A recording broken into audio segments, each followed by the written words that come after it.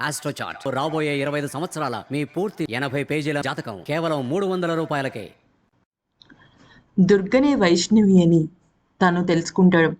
అయితే విజేంద్ర వీడియోని మొత్తం వినేసిన తర్వాత తన దుర్గనే వైష్ణవి అని తెలుసుకుని ఇక ఆనందంతో ఉప్పి తబ్బిబ్బైపోతాడు.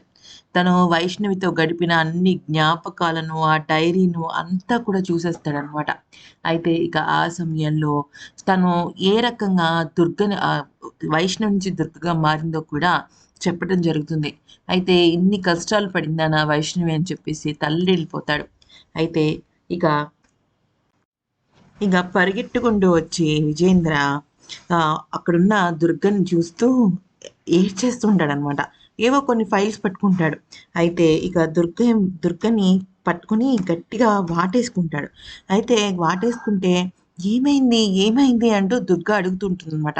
అంటే దుర్గకి తెలీదు కదా! తను ఆల్రెడీ నిజం తెలుసుకున్నాడు అనేసి. అయితే దుర్గని పట్టుకొని ఎంతలా ఏడుస్తాడంటే ఇక తనని వదిలిపెట్టడనమాట. అంతలాగా పట్టుకొని ఎమోషనల్ అయిపోతాడు. ఇక అలా ఎమోషనల్ అయిపోతున్న విజేంద్రని చూసి, "ఏమైంది విజేంద్ర? ఏదైనా క్లూ దొరికిందా?" అని అడుగుతూ ఉంటుంది.